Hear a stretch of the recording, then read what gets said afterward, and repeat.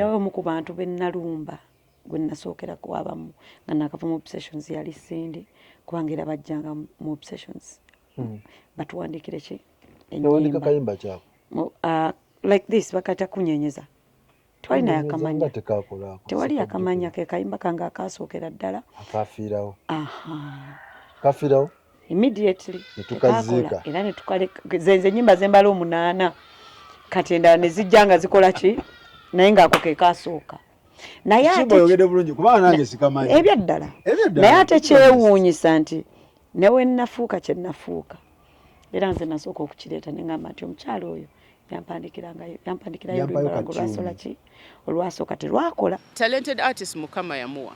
You understand? Mukama yamuwa talent, they can sing, they can perform without over disturbing themselves. Oshitegera. Over disturbing themselves. Highlight the word over disturbing themselves. All right. Yes, that's an artist who is talented. Anytime, any day asobola chikuba.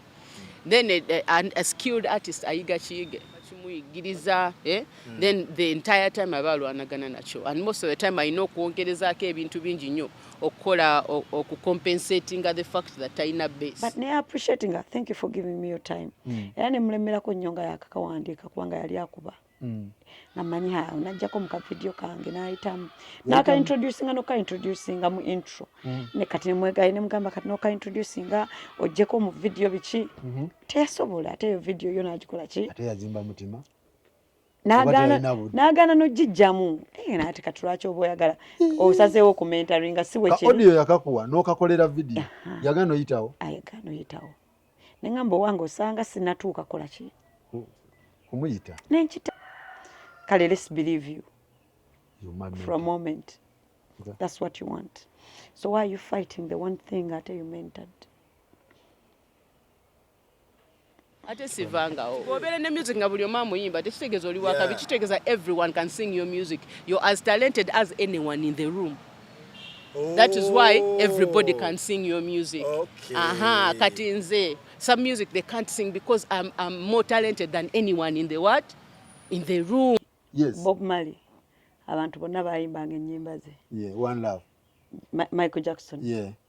Bali talented. Bafani be bali as talented as he was. You know what?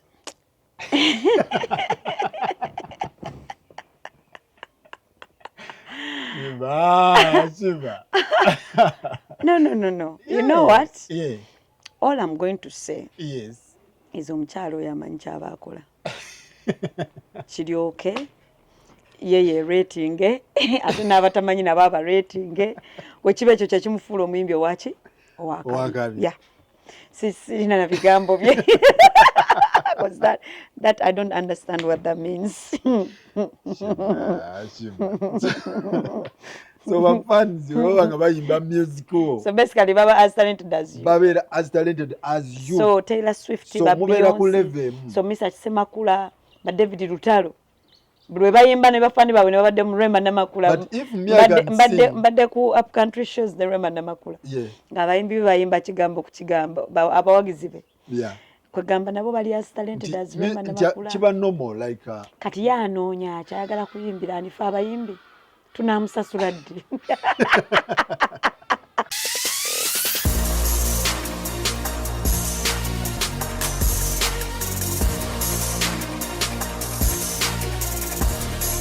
Li bulungi. Shiba.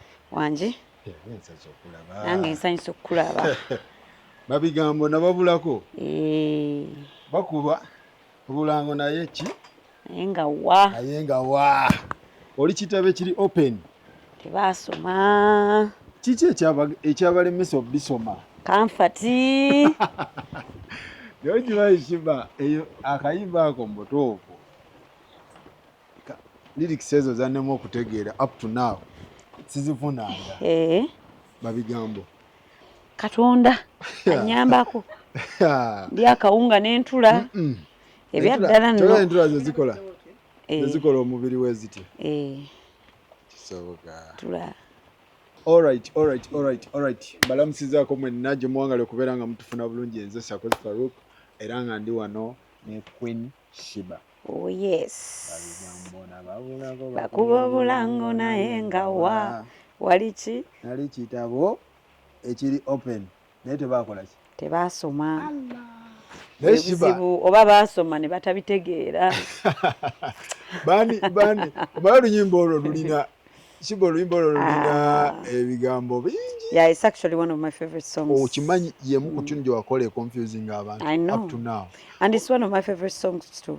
Sure. Yeah, olaba mu intro olina gundi gye wakola mu visual board ng'alina omukola board ng'ate alina gwafaanana neŋŋamba Shiba abalaka kiwano. Wow. It's art. There's nothing deep to it. Oluyimba olwo lwali kuki? Lwansi nga bw'olaba era n'ogaa nti baligamba nababulako bakuba obulango naye nga ki. Naye nga wa. Yeah, because abantu abatubeera ewala batwegomba. Yes. Abatusemberera batumanyiza amaaso ate ne batumanyiira. So kati ate omala n'obwongo olina omuzzeeri nga takyasobola nakusemberera kati nadda mu bakwegomba nga kino tambula bwe kityo. Ye message. Abantu batono nnyo abakusemberera ne basigala nga bakyajjukira valiyo. Oh yeah. Duli baagala nnyo okugamba banaye ne bamukwano gwa Shiba abanaye ne olaba nga onaaba n'olaba omukazi noga nze neefuna omukazi oyo n'omufuna. Yes. Ate kati ne kikubowa. So your message it's about people taking people for granted. Babigamba nababulako bakuba obulango naye nga wa naali ekitabo kiri open kye balina okusoma tebasoma. Omanyi music nga buli wonkwata weeyagala oba yagala kasente nga nkokyayo oba yagala kyoli kyali wange nga buli wonkwata weeyagala olweyagala si lwakunowa nga kyeweekakasa onsobola kati gwe n'otandikawo oyo nze mutegeerera oyo omugagga nze mutegeerera kubanga omuntu akwaddeyo comfort. Ye message eri omu bantu no baali bamanyi nti wali ku gundi ku bintu birala. Siina muntu gwe naliko message nkikugambye naye era siginyonyolanga nnyo but also it's beautiful to do a song and visual that confuses people aba ne babeerawo nga bali that's art. Okay. Thank you so much. So tuli wano ne Queen Shiba. Oh yes. Oluyimba osobola oluwulira n'oluwulira kunyumirwa ate wabiwa abawuliriza nga bawuliriza kutegeera nga we zitambula. Kitegeeza buli luyimba lwe muyimba abayimbi abasinga kubaako message 24/7. Sometimes tekuba eri deep nga kiringa wankoona gweyanzija emabega tewali nnyo kyamaanyi. It's exactly that. Then waliwo neziri deep, you know. Nga mulimu message naye ng'omuntu alina oku. Okay. All right. Balamuziza bassebo ne bannyabo bamuyita Shiba Karungi. aka Swag Mama, aka Queen Kama, aka the baddest. Yeah. Queen Shiba, Swag Mama, Queen Kama, yeah, the baddest. Yes. Queen Shiba ani alikutuma like lijalitia munange surprisingly since yali etuma ndowooza ekintu kyekola bwekozi cause Caesarman yagenda nakola intro automatic Queen Shiba you are hot them dictionary Caesar you are so abantu nabo ndowooza nekipikingirawo and from day one ate nekikwata si kyekintu kyenyiza okugamba nti nakyetuuma nerikwata and then ndowooza n'embeera yange n'ebikolwa byange nebinywerayo. Okay, abantu abasinga babategeera abamu bakulabira management abalala bakulabira eri wayback so twagala tegeera ekituufu Shiba jatya like olugendo lwe nalubuildinga paka tutuuke paka eno kuneyanziza. Nze nave waffe ku 14 years. 14 years? Yeah, I left home at 14. I think it's 2. Yeah, Kawempe bagamba oli mwana wawe. Yeah, Kawempe nkulidde mu Kawempe omwo. Navaayo ku 14 years at home. Nembeerako ku street nga noonya kyakukola mu Eden Service Park omwo. Nga ngendamu ne nyambayambako abantu oteekani ndaba karaoke groups nga neegomba okubeerako mu emu at 15 Mukama nannyamba. I was about to turn 16. My first boss, Tweety. Yali nannyini Stingers. Nampa omukisa nenkolerako omu Stingers emyaka nga 2 something. Then enjoying Obsessions. Yes. Ku 14 wali lwaki wava waka ku 14? What happened? Ebyo bingi nnyo. Biwanvu. Yeah, biwanvu nnyo. First of all is buli kimu kyetaagisa, tewali mmere, tewali olaba mama obulikanako abonaabona, tewali ssanyu, tewali it came from that deep root eya omwana atali musanyufu.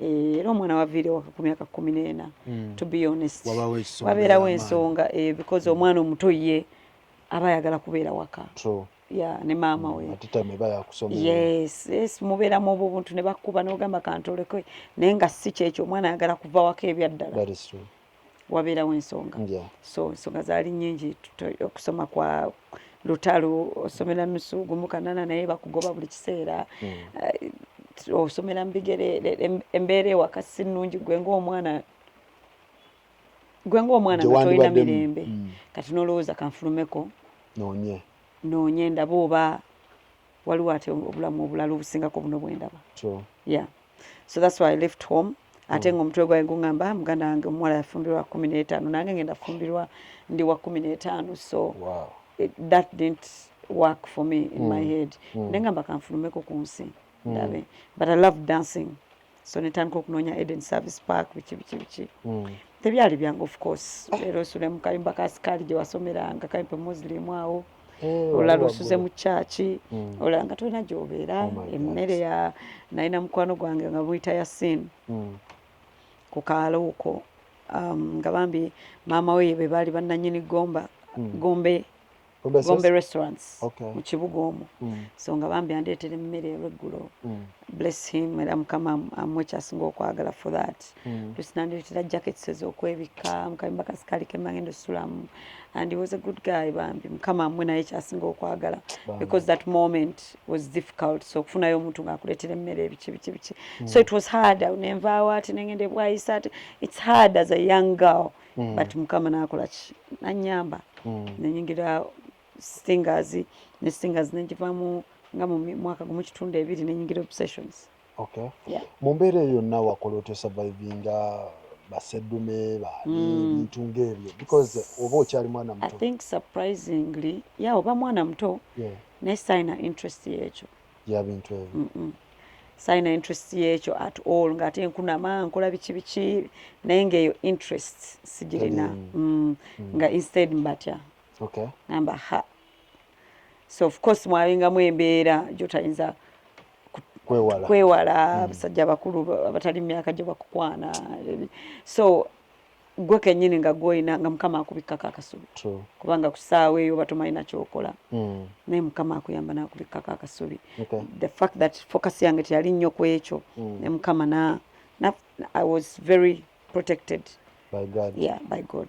I've always been protected by God because honestly nzire mabega nengamba katubate ebintu ebingi ennyo bye byandintuseeko kubanga waliwo drugs waliwo abasajja waliwo bintu bingi byandintuseeko kubanga sign a protection from it can only be God kyovola batwetaaga concert eyanneeyanziza kubanga abantu bwe balaba Shiba wakakati they cannot reflect ne bategeera behind Shiba waliwo n'ebintu nga toyinza binnyonnyola nga gwe wekka gwe ng'abibaddemu gwabimanyi because you walked in those shoes kati nga ne bw'okyogerako nga kati bwenkyogerako omuntu agamba abo bayimbi ezo story zaabwe bayenya nnyo story ebyo naye nga this is reality it's reality kati Stingers ani akuyunga ku Stingers then you connect waliwo guy bali bamuyita Junior ampita Bogoya nali mweru nnyo nga ndi Bogoya ampita Bogoya because of my lightness ekitegeeza wava ddanga oli gwe gunti nali mweru my mom is light my family has light people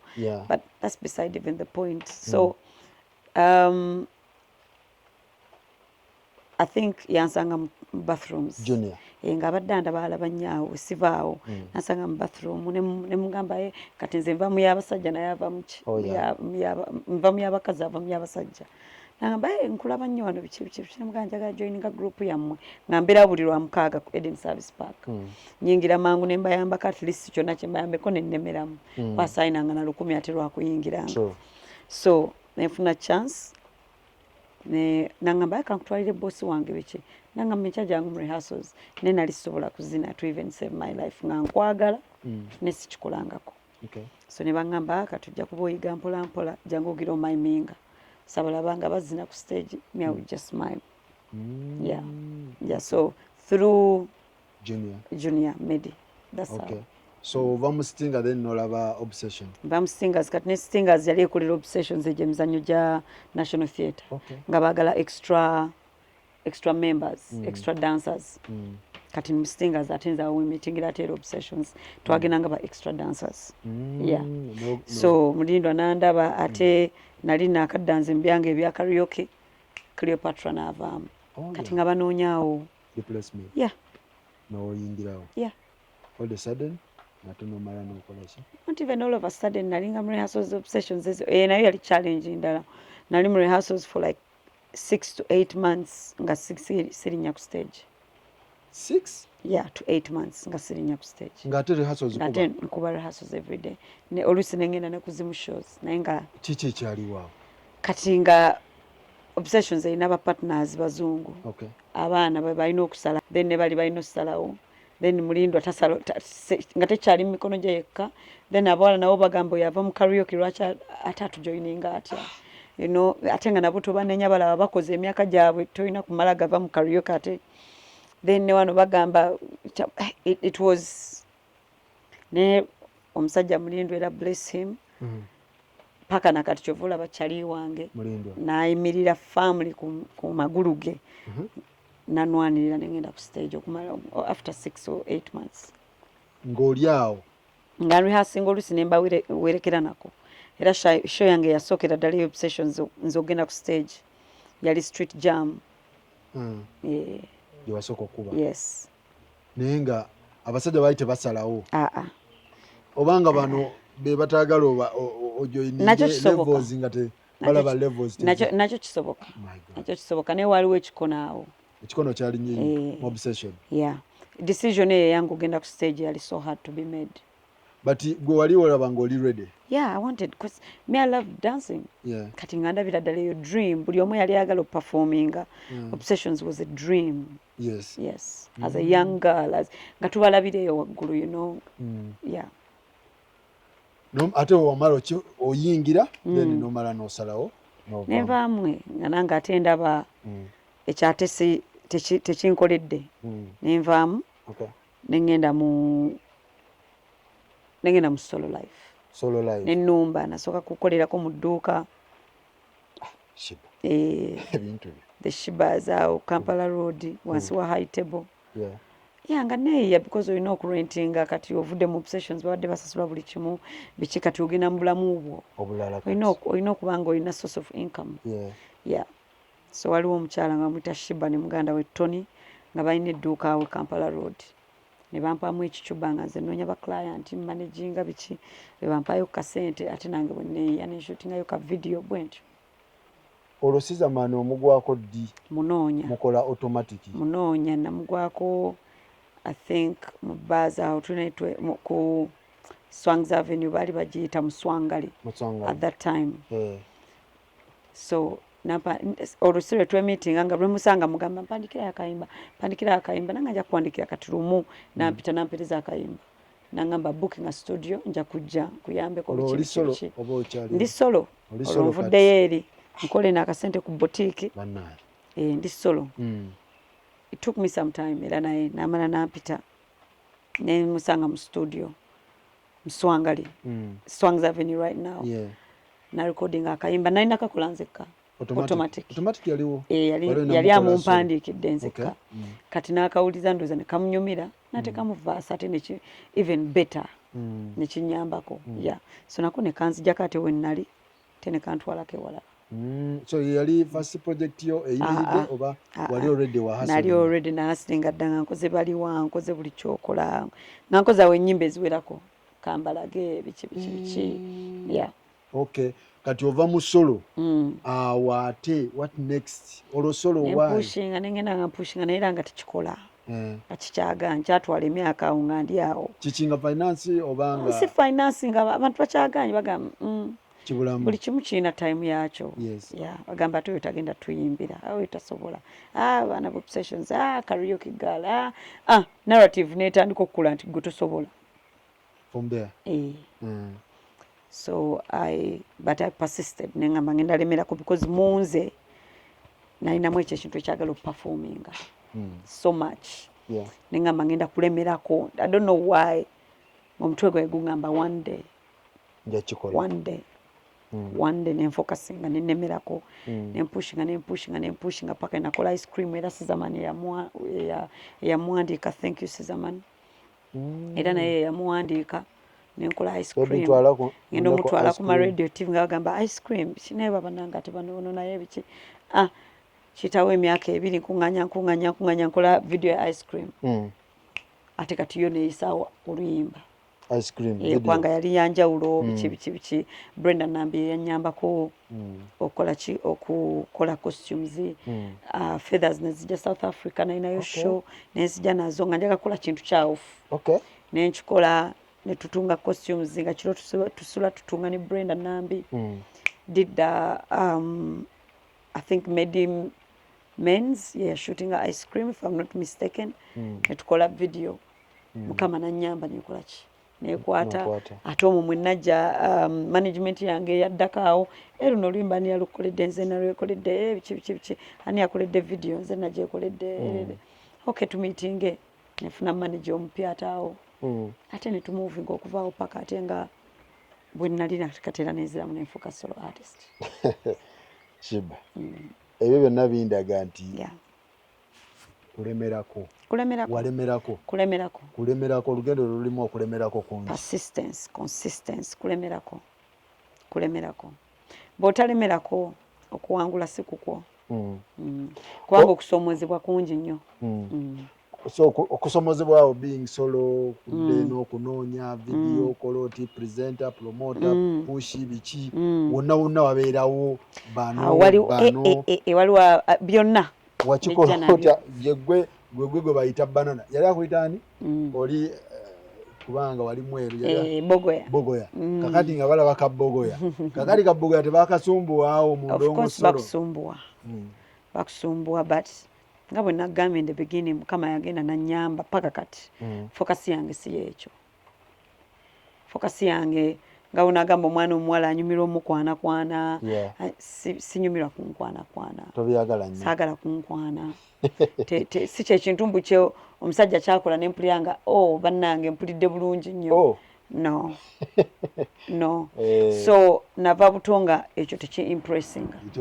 ebyo byabasajja sikiriko ng'abasajja okumpa attention si kikulu it doesn't matter my focus I wanted to be a successful independent woman nange nga bwendaba firimu nendabamu omukazi eyeggulira ewuwe avuga emmotoka ye ayina ki abaana be oba abatutte ku ssomero you know that nga nange ekyo kyekikola kyekinsanyusa abeererawo famire ye nga nange ekyo kyendaba kati ekyo nange kyeneegombanga era nga waliwo abalala ate abeegomba embaga agamba awish biki ekyate nze sikirina so mukama yanyambanga siri bwentyo just by nature. So otunuliramu awo wonna emabega wonyonyodde nti waliwo opportunities nyingi apart from music osobola ogenda mu kusobola osobola ogenda mu kulima osobola ogenda ku kyeyo osobola why music byonna ebyo byaliwo but I don't know why I felt like this is it sasoma siva mu family mbwe emanyikiddwa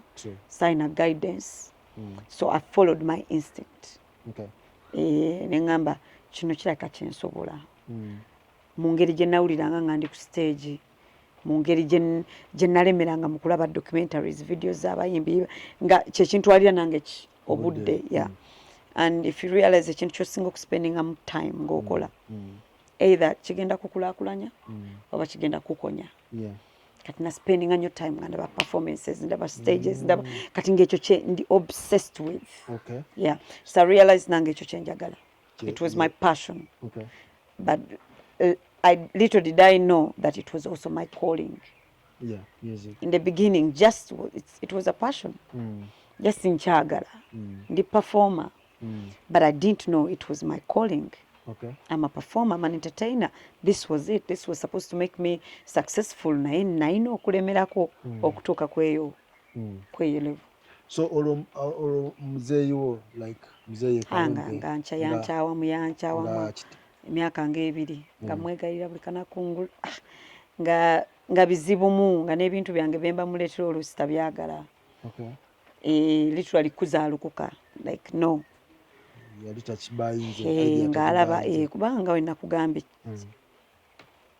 kyakatandika okubeerawo nti kati omuyimbi bamuwa ku kitiibwa ate ate kinnabeerawo nga bwe kirina okubeerawo naye byali byabayaaye bamalaaya baseegu bayaaye balemereddwa kati oyo agenze ng'obanga gone case so that's why nali njagala nnyo mbeera omuntu wakabi kolere maama wange ebintu ebirungi bingi nnyo era nga wembikoze ali mikundaba bw'atyo amanye nti obuyimbi waliwo ababukola olw'ensonga entuufu era nze kati maama wange ne bwansanga nga nyambadde tekimusuula ddalo naye ate yali akutteko kaleegingi n'akookya oyambala oyagala kutandika kwambala mpale oli musajja buno obuleegingi obuluusi nga mukwano gwe akakuwadde mukwano gwe ku ssomero n'akookya tosobola kwambala legging toli musajja from a strict mom like that ayambala gomesi okuva ku Monday paka Sunday tunze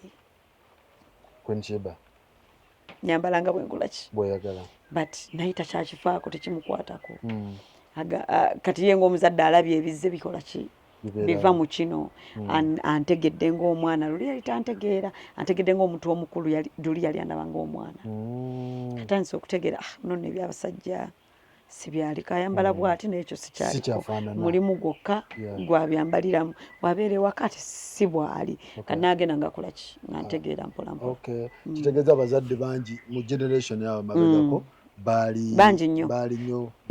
bangi nnyo sikiwa nti baali bakitegeera nga ffe bwe twakitegeera so right now yamala nakkiriza of course kubanga era ne benefits ezivudde empitirivu ennyo ennungi mu music career yange teziyambye nze nzekka ziyambiddemu ne family yange Queen tukulaba ogenze wa manager Jeff ne mukola bulungi nnyo how did you join Jeff Jeff namu I think nze namumeetinga mu bulamwera bwa music club awards waliwo club awards awo nga omugenzi moza akyaliwo banatera okugenda ku I think BET awards so nimbasanga nimbabuuzaako nali simumanyi ye ng'omuntu nga nze ndaba nyina ice cream awo tambuza ice cream atandise okutambula mpola so awo namulabira okutandika okumwawula nti ono ye Jeff nze nali mmanyi bayimbi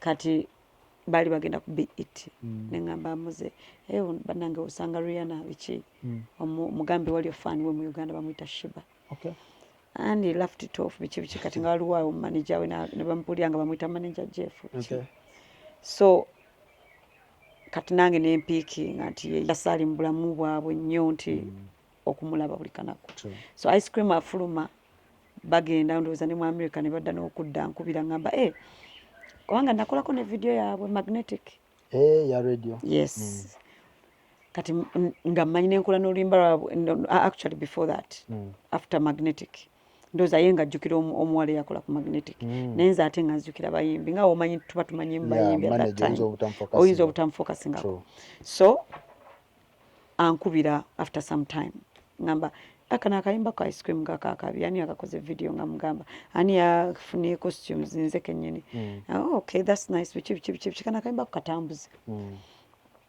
nze mbera munogo buli kana sobola okuyambako it started like that yes started like that it started like that nengenda nga mukasa Blanca buli kana ku nga naye abeeramu nansabiranga akayimba ne bakakuba one thing led to another twesana era nga usi manager wange is just a friend helping then one thing led to another ndoza nene alaba business opportunity nga weeri eyinza fembe tukolera we started working nemukola for how many years? Almost 10 years 10 years because twesana kati yawezeza 10 years twesana yes 10 years ate nga lweluyimba officially twatandika nalwo oh my god yeah nemukuba endongo what happened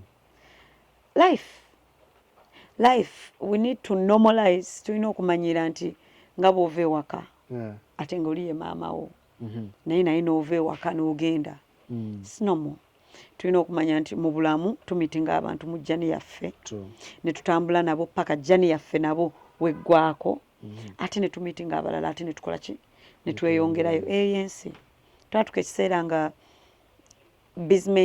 business business arrangement yaffe ne alignment yaffe tekya aligninga ng'ebigendererwa byaffe mu business bitandise okuba nga tebikyafaanagana. Yeah. Okay. Ate wemba nga ekibagatta business kyonna kyonna ekibagatta. One of you is busy or? No, nga just enkolagana ya business gye twalina okukolagana nga two partners in this, a manager and an artist, ng'egaanye nga ye alina gy'ayagala ate nga nange ngamba ekyukemu. Okay. Yeah. So nagamba nze ate yange teyinza kukyuka ate nga nange mpulira no nkuze, I'm almost 30 years. I was 30 actually. This needs to change. Okay. So bw'olaba nga tekisobose twalaba nga ffe tekisobose buli omu naakola ki? Alignment nga tekyaliwo nga tebikya aligninga nga bwe aligninga. So, and it's absolutely okay and understandable. Era bibaawo. Yeah. Okay. Yeah. So kati ekirowoozo kino ekyokuseparatinga wali wakirowoozaako oba kyakugwako bugwi era bw'oba wakirowoozaako plan wagitegeka oti up to now nga tulaba Shiba is successful akyapushinga akyali solid. Ekirowoozo kya like ekyokuseparatinga like wekyajja teweeralikiriramu because tekyali kipya ku nze kyali kipya ku mmwe kufa abalaba kiringa omukyala anaanoba kiba kipya nnyo ku mmwe kufa abebbali era omugambe naye naawe akoko kake yakoze ensonga lwaki wanobye ekyo kiba kipya nnyo gye mukola gye muli naye ye omukyala abaddemu obwo obufumbo gy'anobye yaba agassa ebintu biki watuukidde okola ki kati yenze nze bizinesi nze nagirimu n'omwami so nali mu myaka gyonna egiwedde 8 plus gye nakola naye nga ntegedde ebintu bingi nnyo njagala kukyusa ebintu bingi nnyo ebiganya okukola ki okutereera.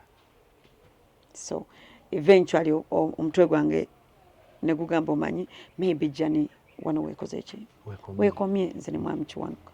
Koza waliwo narratives ezaali nga zitambula mu media ti Shiba music we Shiba bapresenta tabamanyi Shiba music bamuterayo muteezi Shiba ennyimba bazimugulira bugulizi ajja buzinaawuliriza n'akikuba era Shiba tajja kimekinga ndowooza wabiwulira nga ebintu ebyakabaawo wakikola otya okubeera nga Shiba still standing Shiba akyali solid nga we nakugamba nti olaba nalemera ku kintu kye nali simanyi nti kiyinza okukola.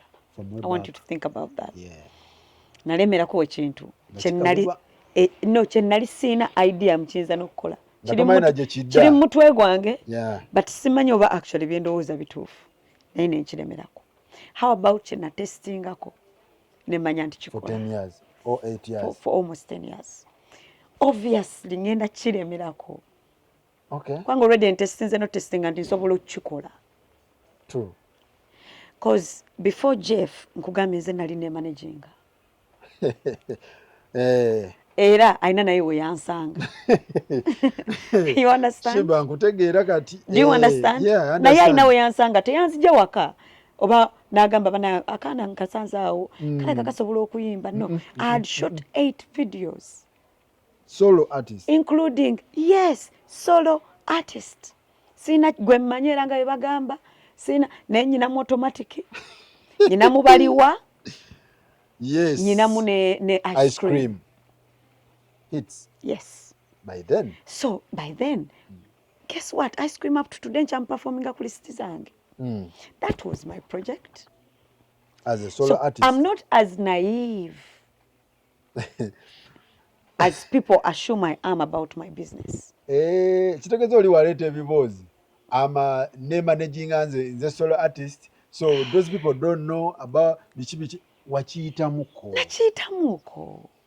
Mbimanyi. Just Jeff we yayingira ne ngamba bulijjo nnoonya manager kati kanfokasinga ate kukuba omuyimbi. Kubanga ate wofunye manager lwaki okyemanaginga. True. But it doesn't mean you don't know what to do. If God forbid this ends, you've ever done it before with nothing. Now you're doing it with something. You're not starting from zero. You're starting with experience this time, with money this time. You've ever been through that with no money, no experience, just one thing, hope and believe in yourself and passion and believe in God. Byokka nga byolina zikiriza mu Katonda, mpuliranga ekintu kino simanyi lwaki mpuliranga kyenyina okukola, kwekkiririzaamu kulemerako with nothing. This time, almost 10 years later, I have a catalogue that has almost 100 hit songs. You want to tell me I can't take myself from this step to the next step? No, you can't.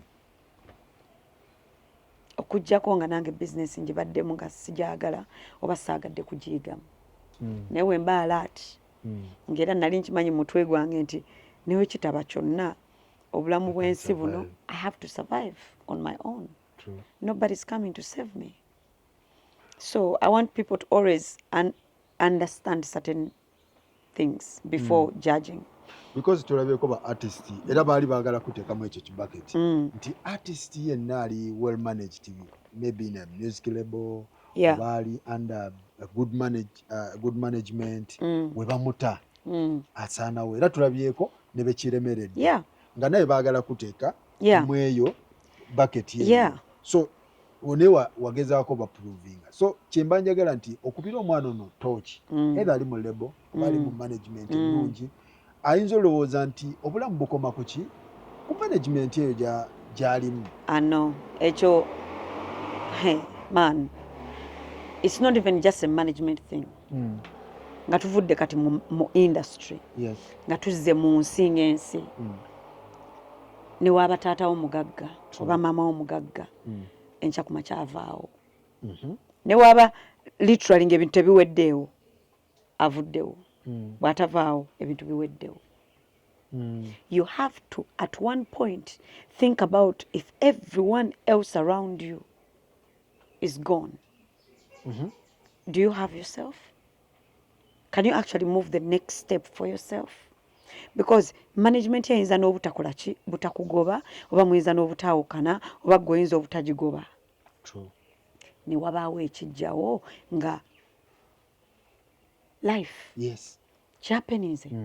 COVID yazze. Tewakyali mirimu. How do you survive? Are you going to go to the street all of a sudden and start stealing? Because now obadde omanye ekintu kimu stage kati nkoze ntya? No. As a human being you have to be always ready for life, because life is a challenge.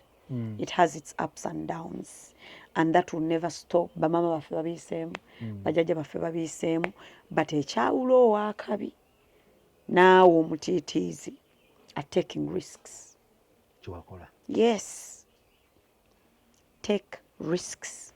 Some of them will torture you, some of them will kill your money, but take those risks. Gendayo, you never know. You never know. Yeah. You never know. Mukwawukana kwammwe tetwalaba bigambo bingi nga management endala we zibeera, ennyumba bagitutte, emmotoka biki amataka ge twagula biki nga YouTube tugigaddewo, tetwabiraba. Ekintu kino mwakyorganizinga mutya? I think ekintu kino kiddirayo ddala kubanga era manager y'omu yennyini yali abaddeko mu obwo obuvuyo. Yes. Kituufu ewa radio. Thank you. Newizo. Yes. Thank you. Era baavaawo bubi. Exactly. Same manager. Yes. I think ekyo kiddayo kuggwa omuyimbi. Wali obiraba? Buli kimu. Ne ŋŋamba newe tulyawukana ne Jeff mu music business muno. Ekyo seetaaga kituukako. Poliisi ezze ennyumba bagikutte babagalidde. Nali byali tebyetaagisa. Nali njagala list mulekemu ekyo ekitiibwa kye ne contribution ye gye yateeka ku ki? Ku Shiba. Naye andekeremu ako akatiibwa kange ne contribution yange gye nateeka ku Shiba ne Jeff. Kubanga fembi believe it or not tuna kye twa contributinga gye yateeka ku munne. See one party? No. No. Shiba, you're right. Fenna, believe it or not, buli omu alina deny it, accept it, buli omu alina kyeyagatta ku ki? Kati nze olw'ensonga eyo lwaki ate tuba tugenda mu makooti? For the respect of what we worked hard for, for the respect of your legacy, my legacy teribeeramu nga bajoogerako nga Jeff taliimu, whether I want or not. Emboozi yo bwe tuginyumya tayinza kubulamu kubanga yateeka ettaffaali eryaddala eddene ku bulamu bwange. Nange mu legacy ye oli ne waaba aganya ate tayinza butanteekamu, tayinza butateekamu radio and wezo. That's his legacy. So whether you want to fight your legacy, that's on you. Naye nze sigenda kufightinga legacy yange. Isoko gikube naawe yiyo. Yes. Oli mu kuba legacy yo. True. This is part of your legacy. You built this. So gwe omutwe gwe gugamba ugikube. That's who you are. Destroy it. Nze side yange sigenda kuba legacy yange. You will always be part of my legacy. You always be in my legacy story. Lwaki nkukuba? Kyewakola? Kyenakola. Era ebintu bingi byaliwo bye mutayinza na kutegeera because nasalawo ne ngamba no, I'm not going through this path. Gwe gye wamanyira kukola ki? Okutwala. Katukyuseemuuko. Gwe kitwale nga bw'okyagala, oyinza n'okivuga nga yonna yonna gy'oyagala okivuga. Oli muntu mukulu, I will respect that. But because you will forever be part of my legacy, nze eyo ekkubo eryo sigenda digendamu. Kubanga nali ndirabyeko, manyi ne gye biggweera, manyi stress abeeramu, manyi okweswaza okubeeramu, manyi okweyanika okubeeramu. Ate nga mwali bantu abaali batuddeko ku plate emu ne muteesa ne muwangulako ne mukola ennyimba ez'akabi. Why am I forgetting all that all of a sudden? I can respect the end, but why not respect the legacy that we've worked together, that we've worked so hard for? So sagala kubeera abo bantu olwawukana n'omuntu nga yakyasinza obubi n'ate nga olina time gye wamutendako nti yakyasinza obulungi. You have to remember the good times and the good about these human beings, regardless whether it's benefiting you at that time or not. So mu separation eno oyina bye wafiirwa as a person, as a Shiba, nga gwe omuntu oba it was just a smooth separation? Honestly, sina kye nafiirwa. Maybe nti nafiirwa era oyo manager wange nti Jeff is good at what Jeff is good at. Yes. You can't take away that. He's good. Yes. He's good. Extremely good. Yes. That's why I'm managing the okukola eyo legacy y'abayimbi abo etwogerako. Ali good at what he does. True. But then abayimbi bakoze nabo bakabi at what they do. Techiri just one-sided? No. Because come on. Osobola obba kuŋŋaanya bonna. Naye bonna tebasobola kuba pick y'emu. True. So waliwo abayitawo ku balala. Yeah. So ekyo kiraka kye nafiirwa. Only. A good manager. Nakati nina management era we're pushing. We know what to do. We're doing good. Yes, and we're doing good. You're doing but good. He was also a good manager that did great at his job. Yali agumanya omulimu gwe. So ekyokwawukana ekyo tekimuggyako credit yeyo okuba nti omulimu yali agumanya. Ogimulekera. Because at the end of the day, legacy gye twakola nnene nnyo. That means he's good. Okay. And I'm good at my thing too.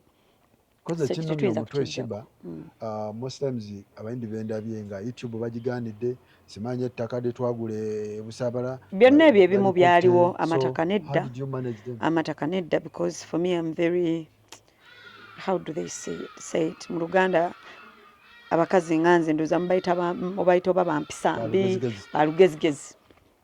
I'm very principled. I'm very principled when it comes to my property, my money, because mpise mu bintu bingi nnyo. Toyagala sigenda kudda mabega lwa bugayavu bwange. Tokikola. Nedda. At least kangezeeko buli kimu kyensobola. Ebirala bikole ki Katonda nnyambeko naye nga nange nkoze ki ngezezzaako. So of course when ngula property I have to make sure is it in my names. Where is this? Okay, nyumba yange teina chapa. Okay, chapa change no chifuna. I purchase my land title.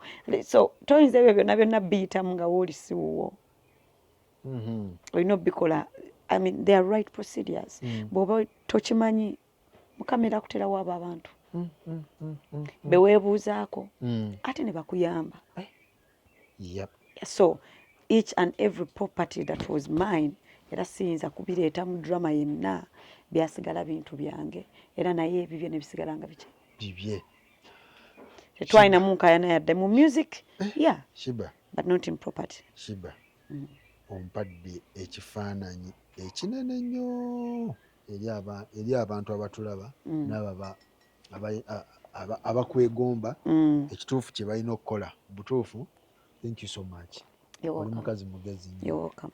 Kubanga ekimu ku bantu bye baali banokolangayo nti ennyumba ya Shiba wano we tuli ewedde. Yeah. Twali tukirabyeko mwagamba nako nti nsenguse banzigyemu. Yes. Yeah. Yeah. But it wasn't true. Here I am. Where are you sitting? Tuli ku headquarter kwennyini. Yeah. Wadde ogikoonako wadde ogisongamu. Yeah, and I didn't even have to come to TV to defend myself. Why? I didn't have to. I knew that this is my house. Ni mukazi mubazi. So, mu mbeera eyo awo ne mukita buli omu n'akola ebibye. Era nakati buli omu akola bibye. Kubanga era baali bagamba ne concert, you can make it, you can organize the concert after wali makasipation n'oteekayo concert. Yeah, Billy Serena. N'okola Serena. I was the first one so far eyakakikola ekyo. Yakola double concert at Serena ku Lwokutaano olw'omukaaga ate abantu ne bajja. Ekintu ekyo kyakulaga kitya? Kyakuwa kifaananyi? Nakyewanga challenge. Nakyewanga challenge. Nga wakava eri bw'oti waka crossing n'ogamba kati Serena njagala 2 days non-stop. Yeah. Ate nange ne nkola tirelessly misana na kiro okumakinga sure zikola. Sinze muntu akola concert ne ntula butuuza awo ne ninda promoting. Era benkozeeko nabo bakimanyi. I'll push. Bwe manyi n'abantu bange nange bemmanyi nange ntunda tables. Nina mikwano gyange nga jingulako tables. Nina katalogu yange nti eno yange. Jenguza tables abantu nga 3 nga bo oluteekayo show epa. Nga bagenda kungulako table because they support me. They're my people, they are my fans. Some of them not even just fans, but they know my hustle. That they support.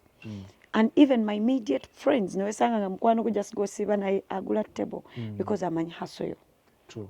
So since the artist just atuula obutuzi mu kifo kimu bankolerere. Kubanga waliwo ne byayitawo ne bagamba mwali mulina bookings, wali mu separation awo mwali mulina ebivulu bye mwali mukutte. Era ebivulu ebyo biri mwalimu okusika omuguwa. Ate tewaliwo. Ekintu kimu nze buli akozeeko nange kyammanyiiko sente tezigenda twesisa miguwa. Sente? Nedda. Tekuweebula? Tegenda kumpeewuula. Bwe nabanga sente naatera okumpeewuula nga njita.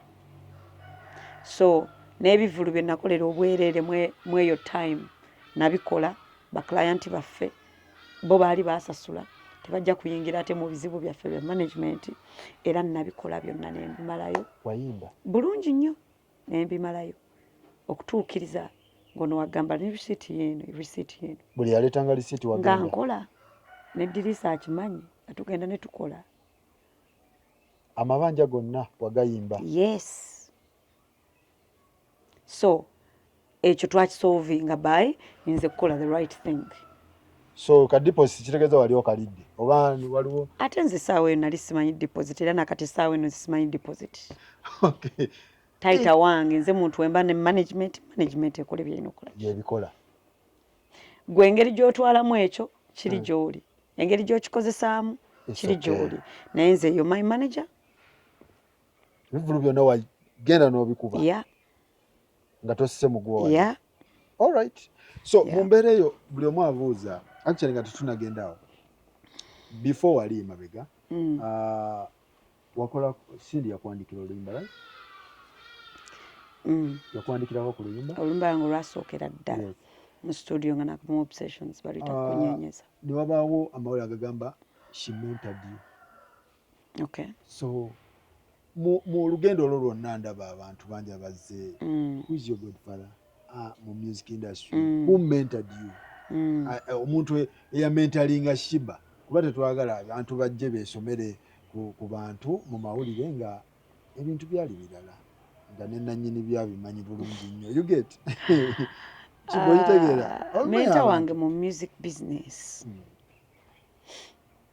Nawe nagambye saafuna mukisa kufuna aba mentors. Wanga jjukira nze immediately abantu tebanzikiririzaamu. Immediately. Oyo tagenda kusobola kuyimba. So I didn't have really a mentor. Naye nze kennyini nga bwe nagambye nali mulumbi. Nnumba Siza, n'ennumba Sindi, n'ennumba abangambona yeyewandiikira, ne mugambandikira yakayimba. Nalumbanga abantu abali different bampandikire kwanza siri muwandiisi. Bampandikire nga yoki. Era omu ku bantu be nalumba gwe nasookera ku abamu nga nakava mu obsessions yali Sindi kubanga era bajjanga mu obsessions. Batuwandikire ki? Enyimba. Kayimba kyako. Like this bakata kunyenyeza. Twalina yakamanya. Tewali yakamanya ke kayimba kanga akasookera ddala. Akafiirawo. Kafiirawo. Immediately. Tukaziika. Era ne tukaleka zenze nyimba zembala 8 kati endala ne zijjanga zikola ki naye ng'ako ke kasooka. Naye ate oyogedde bulungi kubanga nange sikamanyi. Ebyaddala. Naye ate kyewuunyisa nti ne we nafuuka kye nafuuka. Era nze nasooka okukireeta ne ngamba nti omukyalo oyo yampandikirayo olwasola ki olwasooka terwakola naye appreciated yalukola ki wadde kaafa. Yes, yadde yaluwandiika yampa obudde n'alukola ki n'aluwandiika. Lwaki tekaakola? Era n'ennumba abalala bakaliwiidi baani nali nkyali mu maaso yange ndowooza ko tekaalina kukola bibeerawo. Ennyimba ezimu zikola ezimu ne zitakola. Ezimu zigaana. Kubanga ate olwasizamaani lwakola. Automatic yakola. 2 namba. Ne ice cream. Ice cream naye yamuwandiika. Ice cream yali hit. Ne baliwa abantu ne bamuwulirako. Like olwali mu kokofinga. Kunyenyeza. Tewali yali akawuliddeko nkimanyi batono nnyo abakamanyi. But naye appreciating her, thank you for giving me your time. Era ne mulemerako nnyonga yakakawandiika kubanga yali akuba. Namanyi hawo najjako mu kavidiyo kange n'ayitamu. N'akaintroducinga n'okaintroducinga mu intro. Ne kati ne mwegaye ne mugamba kati n'okaintroducinga ojjeko mu vidiyo biki. Teyasobola ate eyo vidiyo yo n'agikola ki. Ate yazimba mutima. N'agaana n'ogijjamu. Naate kati lwaki oba oyagala osazeewo ku mentoringa si bwe kiri. Audio yakakuwa n'okakolera vidiyo yagaana oyitawo. Ayagaana oyitawo. Ne ngamba owange osanga sinatuuka kola ki. Kumuyita. Nenkita.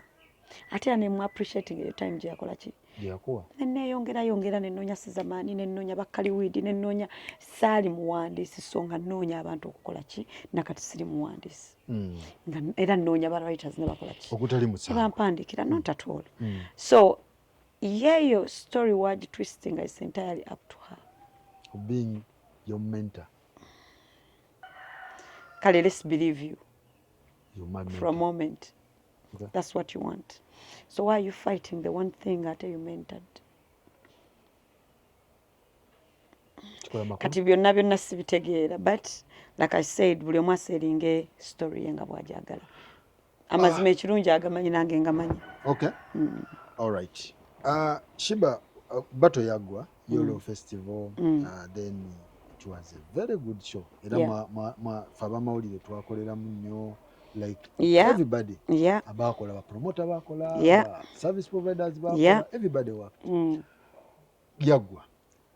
Sheno, who was more interested in this show? By interest, what do you mean? Show. Like, Aninti, oh my God, Sheno, wetaba nyinza n'okwewa obutwa. Like, eno shote yaliko agisaba.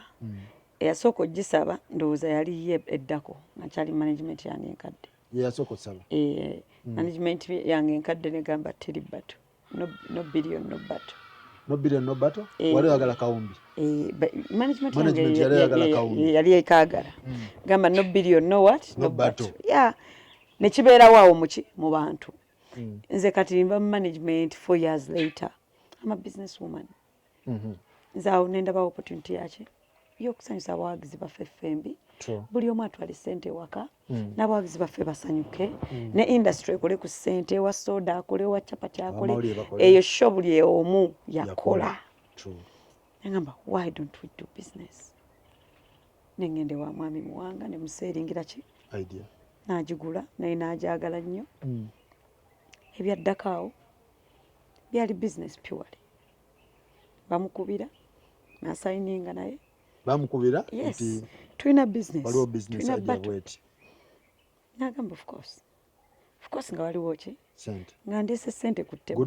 Good money for her essaawa eyo, to be honest, she had taken some time, I know, without making that kind of money, some big money. Yes, yayita so natazirabanga eyo reality true. nti omanyi oba olina okukkiriza nti gundi yandeetera ddiiro eyakabi nendeeta ddiiro eyaki eyakabi eyasanyusa omuwagizi, eyasanyusa abayimbi, eyasanyusamu abannamawulire, eyaleetera ssente buli omu mu kkoona ye eya industry. Ate neereeta neeteeka ne vibe ya industry saawa ku level ki endala kubanga industry was very low vibrant at that time. So I think it wasn't a bad thing. I brought the business idea on the table. I'm like, let's have the battle. People will love it. People will make money out of it. The fans will be happy. And they were. Kubanga bafans ebintu oluusi baba baagala obwo obuvuyovuyo. Yes. So mumbeera yani asinga okuyamba munne? I don't think waliwo eyayamba munne mu ngeri mwe gye mwagala okukirabamu. Me, I look at it in this way. I brought a good business deal, which made me money, made her money, and everyone involved, and everyone who was not even involved. That was a good thing. Okay. Yeah. So wakati onomukyalo oyo, what is the problem? Is it the sirina problem ojajibuza wanze nalabako interview ngagamba she doesn't like you, maybe si mu mutima omubi, but I don't know. Ekyo kirabika ojja kibuuza ye. Why? Kubanga nze siyinza kunnyonnyola ate lwaki ye tanjagala. Ekyo yalina okukola ki? Yakinyumirwa. And it's okay. That's also another thing. Tetuyinza kweyagala ffenna mu industry. Oba obeera bulimba. Nange mulimu abantu mu industry. Nze siyinza kutuula ne ngamba sibaagala. But I'm indifferent. I don't mind you. Whatever you do. Kintu kyo. Then waliwo bakabako. Yeah. Nga kyali wange mwagala kabako. Yes, nga kyali wange mwagala. So then waliwo muntu gwe sibaako nga ne byakola ebintu bisibimanyi kubanga we are indifferent. I don't mind you at all. So gwe tominaako problem? Not at all. Yaki tuli bantu bakulu. True. Buli omu abeera wuwe. Buli omu life ye endala. Why? One time yakola statement n'agamba nti if you have a good song, because you have good song, you have good music, Shiba. Era oyina singa longs nyingi. Era in fact nabadde nja kusaba nti neyanziza okole session ya singa long. Oto omuzindaalo ogamba abantu kati bantu mmwe twagala tukikole bwe tuti session otuwedda kikabanga 10 oba 2 nga tukuba singa long. Okay, that's a good idea. You get my idea? That's a good idea. So jenjagala session agitukuba kozi nja kubaayo.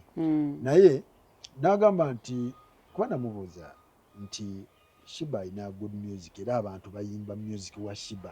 Sing along kayimba waddawa oli n'agamba waddawa.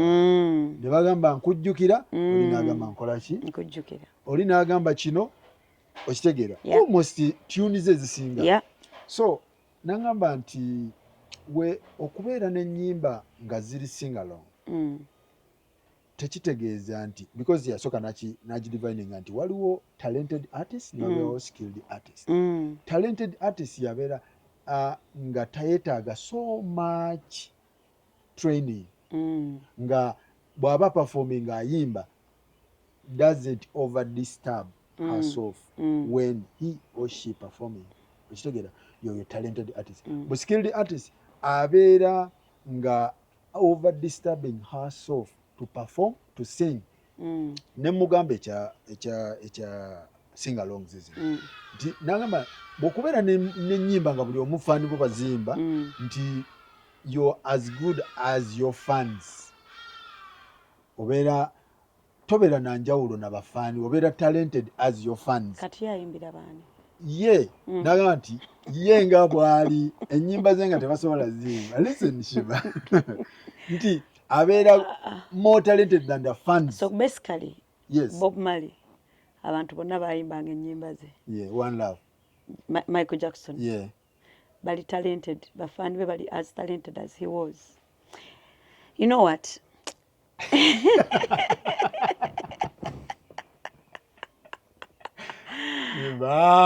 Shiba. No. You know what? Yeah. All I'm going to say Yes. is omukyalo yamanyi kyaba akola.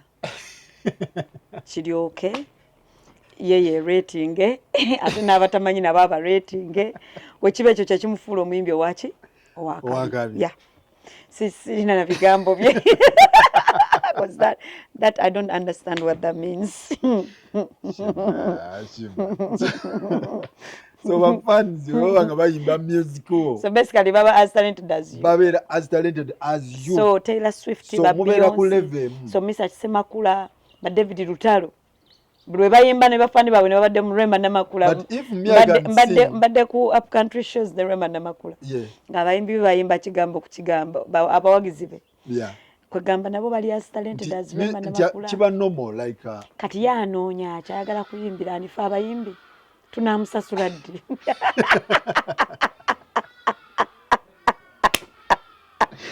Shiba. So wewuunya. No ndi mukwewuunya. Ekyo kinemye otegera kivula ngambye omanyi. Kati yasigale mu kujaji ngali skilled nali talented. Okay. Nange nsigale nga nnoonya ssente mbafani bange ate nabo nga banyumirwa music wange. Okay. Win-win situation. Buli omu afune kyakola kyanoonya. Shiba. Queen Shiba. Queen Shiba wano. Oh Lord, naye ng'ogambye kantu kanzise. Akantu bwe kali. Bwagamba. So ensonga bwatyo bwazitambuza naye nga tuline Queen Shiba mu nsonga tunyumyanyumyamu embeera nga bwetambula. So basically gwe olugendo lwo gwazza lwetambuliza kyovaayo omuntu najja n'abuuka n'agamba I mentored her. No. I've met people that I've worked with ne banteeka ku next what? Level. I've met people that have wrote for me big songs. I've met era ng'omuntu yenna agamba nti ebintu ebyakabi abantu bangi babibeerako. Naye nti ono ye mentor wange. Yeah. I've met different mentors on different levels. Yeah. So Shiba owuliddeko ku statement ezigamba nti Shiba doesn't sing live, Shiba is not talented, Shiba nziwulira. Otero ziwulira. Ebintu ebyo tebikubadhalinga? Byali bimbadhalinga edda naye kati no. Tebikyambadhalinga.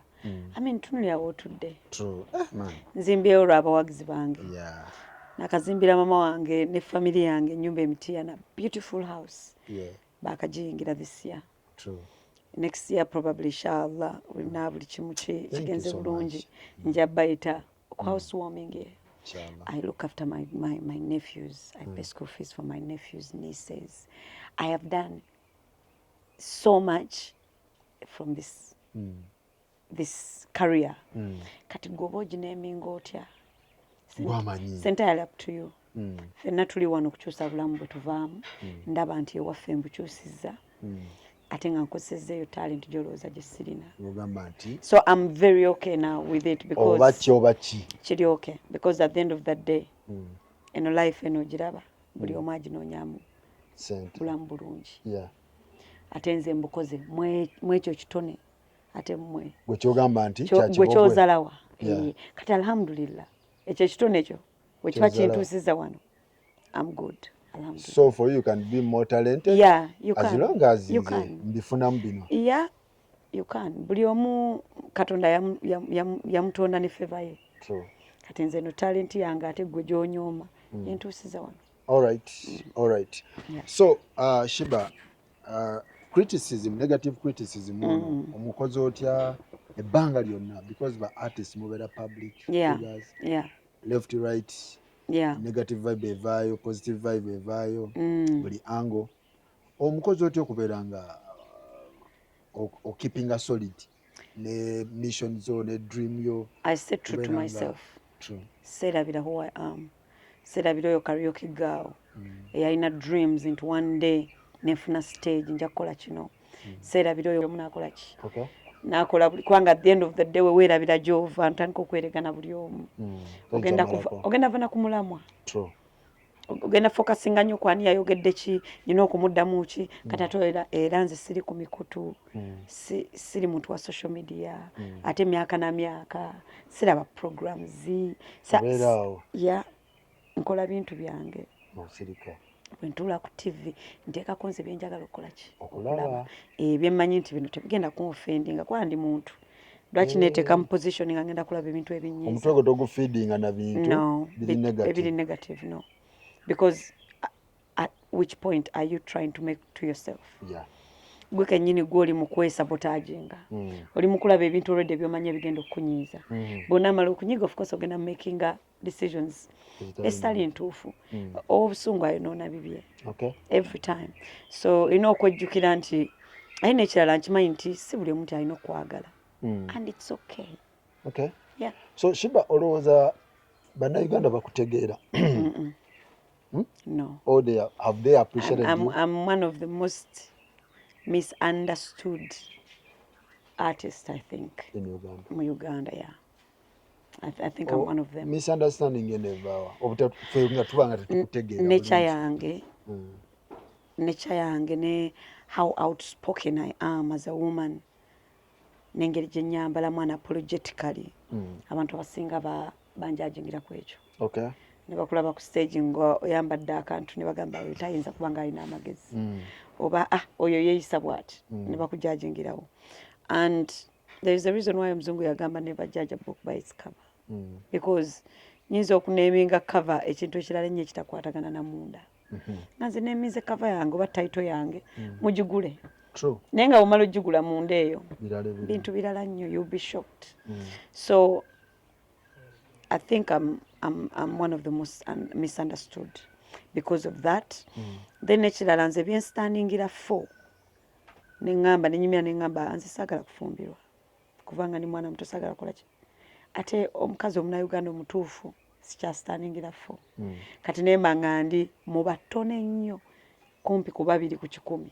kati ekyo nakyo nekinteekamu being misunderstood because ate ensi yonna kyekola gwe lwaki ogamba si kyokola kati buli omu nakwata ako because takutegedde oba ye waayimiridde tayinza nakutegeera lwaki tolowooza nga ye because nze nsanga abantu nga tebalowooza nga nze nene mbategeera ate ogutali musango si musango kati ate nze baagaana ekyo kitegeera atalowooza nga ffe alina embeera ze endala naye nakyo kiryoke kati instead of okukkiriza for who you are they judge you because kyoyogedde tebakitegedde because lwaki toyagala bufumbo ffenna tubwagala bamama waffe kye baatugamba ne bajjajja baabwe kye baabagamba ne bajjajja bajjajja baabwe gwe ate gwe lwaki ogamba tobyagala so obutakutegeera lwaki gwe decision yo gisazeewo okulivinga obulamu bwo bwotyo they judge you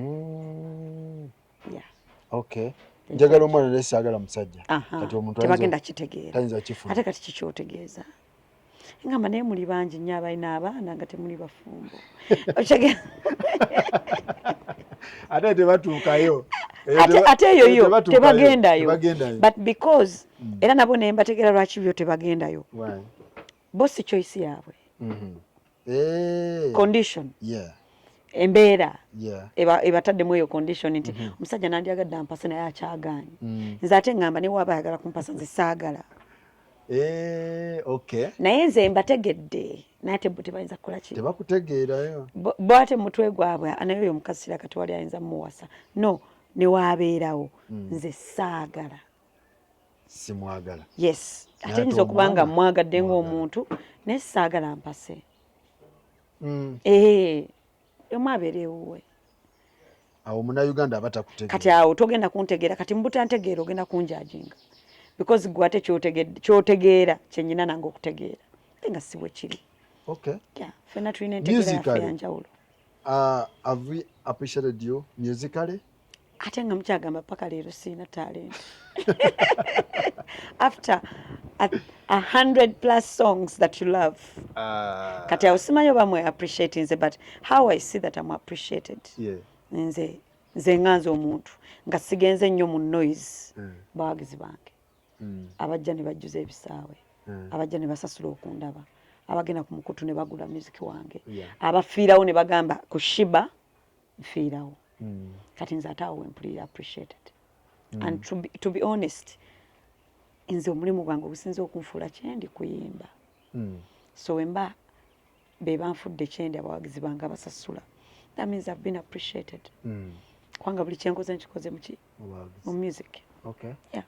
Era mu butakutegeera awo bintu bingi ebikutambulirako ebiri confusing ewaffe mu audience ne batugamba Shiba ali lubuto ne batugamba omusajja wa Shiba ne batugamba ennyumba si ya Shiba simanyi gundi yagimuzimbira ebintu ebyo byonna kituufu kyoli lubuto Shiba ebyo tetugenda byogerako ekyo tetugenda kyogerako ekirungi tetukulanga ludda muki munda luddawa lukula ludda bweru so kakati kiroza tulindirire Holland tubiteke ku Holland tubeere bakakkamu ekirungi terudda munda lukula ludda bweru kuba muganange bebe yali akongola gyekino yataddeyo kameki congratulations mwanyina ze Shiba biki ngamba kiriya bebe kulolaba akonyeemu why not so tuline Shiba business woman njagala tugendeko mu business ango Shiba Holic, Shiba Care, Holic Pads, Shiba Cares, idea ya business business empire no building ya jetya and etusewa kuba nawulirawa wajiteekako ku kigere nze personally manyi nti sigenda obulamu bwange onabumala ku stage ate nga manyi nti after stage that means obulamu bwange bulina okweyongerayo nga bulina okukola ki okweyongerayo mbukoze ntya oba wenkeera ku makya nga afunyemu obuvune afunyemu obulwadde oba eddoboozi bagambye terikyasobola kukola msurvivize etya family yange eyongeddeyo etya so ebyo nambirowoozaako nnyo nenjagala okucreatinga legacy saagala kubeera bubeezi muyimbi njagala creating a legacy njagala building a legacy legacy etagenda kuyamba buyambi nze naye egenda okuyamba family yange n'abantu bange n'abankoleddeko na a big legacy that will live to help other people apart from me so that's when I started venturing in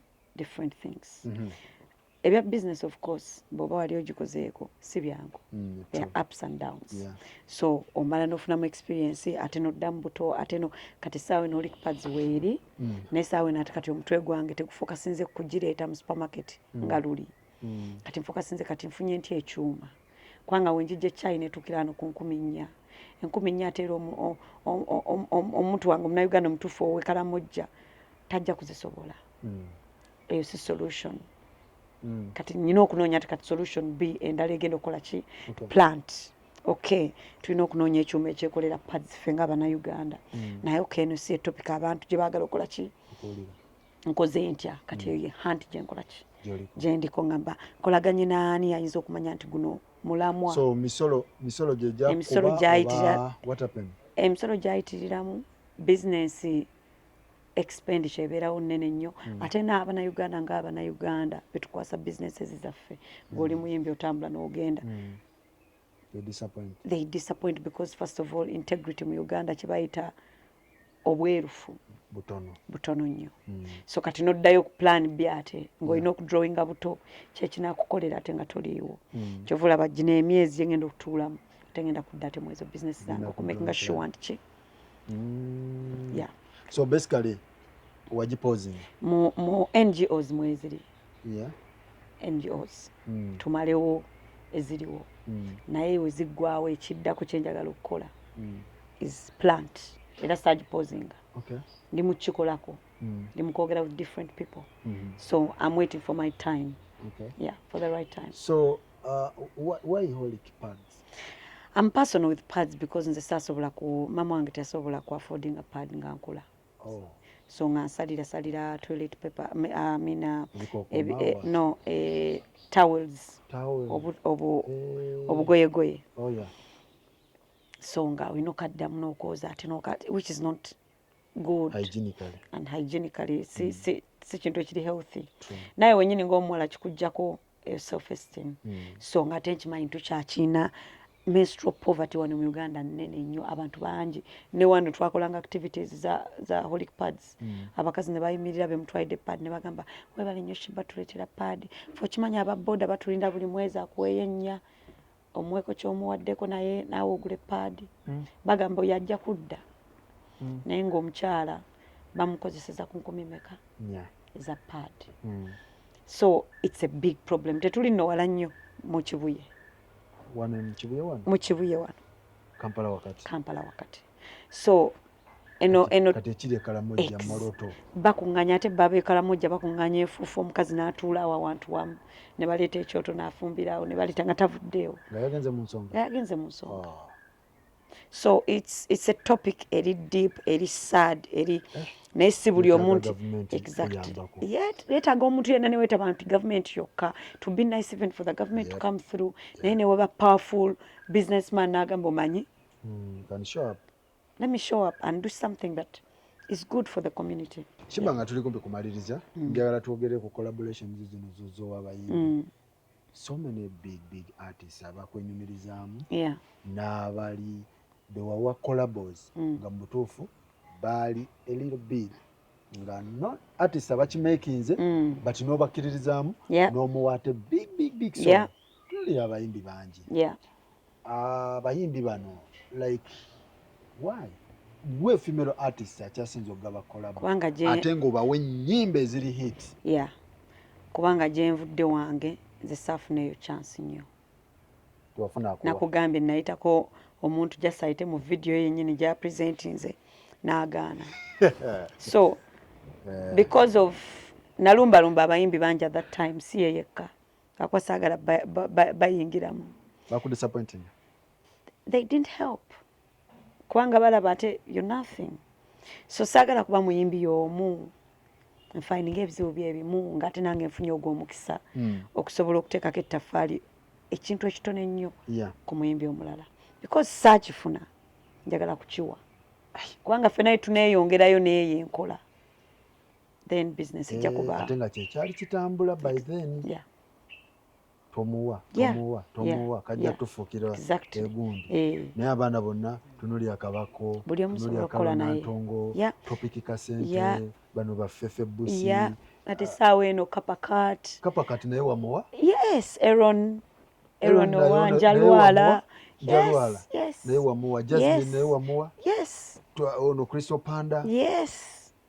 Farmer because we are here to share our talents. Do they appreciate? Some do. Some maybe do, but they don't show it. And to be honest, si kyenkikolera. Which is okay. But I appreciate exactly. It's fine. Yeah, the intention was right. The intention is really right. No good deed goes unseen. Gwe omuntu gwe nga gwe ne wotakijjukira. Katonda yakijjukira. Tewali kikolwa kirungi. Kama. Ky'owensi ky'ofuna. Tekitegeeza nti abantu bagenda kudda bakikuddize naye Katonda ayinza okikuddiza. Shiba w'otunuulira mu hits z'owadde abo abaana buli omu almost bonna big song naye osanga artist n'amuwa akayimba butuufu n'amweggyako nga kayimba kaali kafu. Byonna ebyo twabiyitamuuko. So collabo zino bazifuna batya like ayina kuba mukwano gwo? No. Crystal Panda na meetinga ku video shoot. Na meetinga ku video shoot. Y'oluyimba. Yakyolina omumanya nali simumanyi. Wali tomumanyi? Na meetinga ku video shoot. That was my first time. N'omuwa collabo big bwati? Ne tukola oluyimba ne luggwa n'okuggwa nga nze ye simumanyi. Layira? Na meetinga ku video shoot ya luyimba. Wamukkiririzaamu ati? Luyimba lwali lulungi ne baluleeta ne tulwagala ne tulukola. N'omugamba tukole. Njalwala nali mu mmotoka ya Fake Fameka. I think try tugenda ku show yani oba okuwagira ani. Twali oba tulaga. Twalina we tulaga I think to support someone. Ne bakubuli Fake yali aluwuliriza nnyo Njalwala. Nali siruwulirangako. Ne nduulira I'm like Fake. This is a nice song. Nangamba egayi bamuyita Aaron biki. Ne mugamba njagala kukola naye. Jagakola naye remix. It's such a beautiful thing. N'omuwa? Tekiriiko nti ate omala kuteekawo mbeera oba biki? Muntu omuwerawo? Kapa kati yankubira na meeting nangamba man njagala uwulizemu kayimba kange nandibadde njagala onteremu ku vaasi nange mpitewo. nenkola. Okay. Yeah. All right. Mwebale nnyo, mwebale ddala. Tuli ne Queen Sheba, Queen Kama, Swaga Mama. Yeah. Byonna bibye. Anaite musubwa show yange. So neyanziza concert. Awo njagala tugende. Yes. Neyanziza concert. Nakusabye dda ekyange kyenjagala. Please management ya mukirowoozeeko. Tugenda kirowooza. Tuweeyo ka session. Yeah. Sing along. Yeah. Recording. Yeah. Sing along. Waddawa X waddawa tulabe audience egamba ki. Yeah. Nkujjukira nakyuka. Yeah. That would be beautiful. Binkolera. Yeah. Tugambe nti bikola ki? Binkolera. So aneyanziza eno yazze etya? Neyanziza really sheno nabadde siri wakukola show guno mwaka. This year? Such planning that ngenda kukola show guno mwaka. I didn't have in mind. In fact, I was like nja kukola show next year. But munange bintu bya Katonda. Okay. O planning na yakola ki? A planning. Events nezikyukamu. Nengamba I want to take a break. Okay. Nengamba nati sigenda taking a break. Mve buvi ku stage. Ngenda taking a break. Abagizi bankamba gambe nti ngenda kola ki? Taking a break. Nengamba dirisa nendowooza tukoleyo show. Esibula baki? Neme kuba kwesika bwesi bagambe shi yalagawa. Yaddawa. Queen waffe yalagawa. Lwaki takyakola music no. Nga saagala beebuuze we batyo. Nga njagala bamanye. Kwa abawagizi bange mbaagala. Wanga be bafuula guno omulimu worth it. So nengamba kambawe closure nange kenyini ngenda missing a stage for some reason nti yes breaking njagala naye I've lived on stage for so many years. Nengamba kankole yemu nga abawagizi bange bamanyi bajje nga bakimanyi nti kino kyakwebaza. Thank you for supporting me for the 15 years ngenda ottaninga mu music industry. Thank you for always being there. N'okwebaza Katonda byazza nkolera. N'okwebaza abantu abambeereddeyo kwalaali. N'okwebaza, presenters, media people who baba wagidde Shiba nga kyonna kye kiri. The Shiba brand. Celebrating the Shiba brand. Okay. Yes. So kati nga sinna taking a break.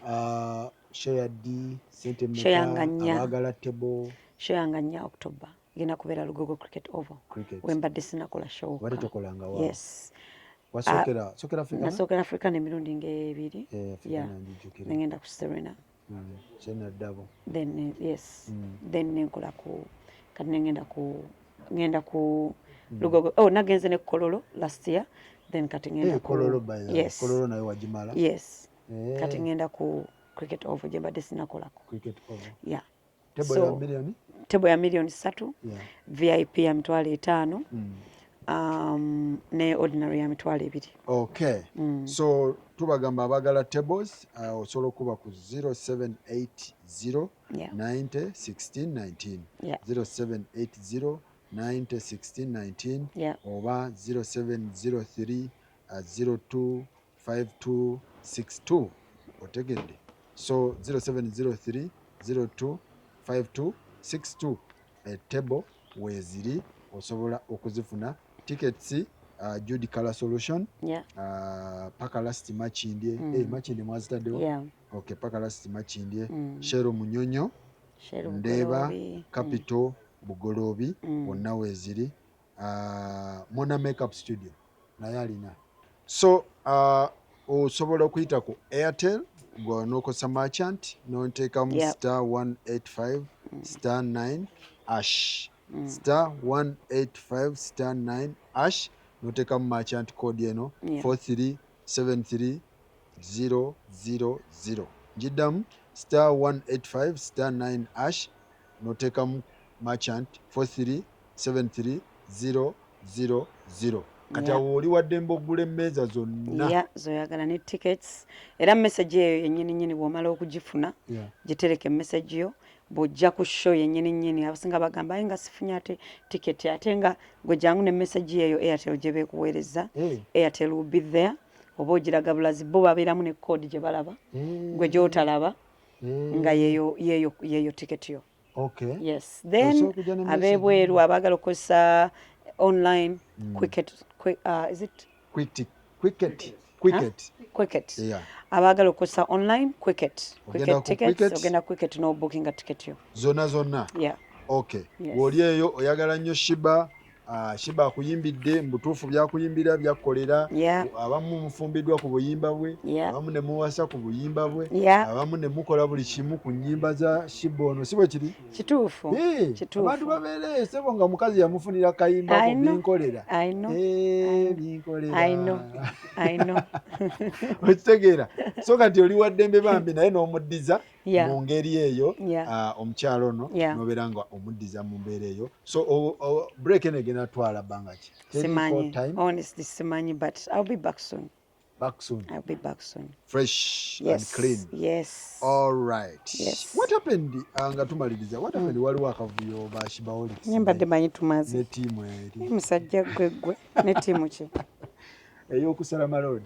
Anze siyingirira ntalo z'abawagizi n'abantu bonna be basalawo okulwana nabo. Okay. Ebyo by'abawagizi. Byabalita dancehall. Beeyongereyo beekola ebintu byabwe. Nagenda olaba. Nze nganze sisobola ntalo z'abawagizi. So, owasala malodi wamulekera abawagizi. Bakole ebyabwe. Bakwatagane. Gwagwa gutya. Sijja kulimba simanyi. Sijja kulimba simanyi ya. Okay. Yeah, thank you so much Thank guys. you so much, See you Shiba. on 4th October. Lugogo Cricket Oval. Sawa kumi gates are open, yeah. Gates Sawa are open. Saa 10 twagala mujje mangu, Okay. shetandike mangu. Alright. Tunyumire show. Baana biriko bonna manager wo Amala. Mundabire. Tulabanga oyagala kukyamya manager wange Amala. Shiba nedda. Amala. Lwaki tutumidde mukwano gwo Dirisa? Dirisa. Era mu bonna otumiddemu muwala? Dirisa mukwano gwange. Naye ne N'Amala. mulungi. Bambi ya distracting abambi. Nedda. Bantu bange. Management yo eri very easy. Bantu balungi nnyo nice. tebalina zalawo. No, that's nice. Ate ekyo kirungi. Yeah. Oba ekitera obusumbu w'abayimbi nga manager ono omuyimbi oluusi abeera kituufu. naye nga management. Naye nga manager mukambwe. Yeah. Bibeeramu. Thank you so much. Thank you too. Mwebale Thank you too. Thank you. Thank you Shiba. Thank you. Batulabire bonna. Naawe ssebo. October Tuuka bulungi naawe. Tuli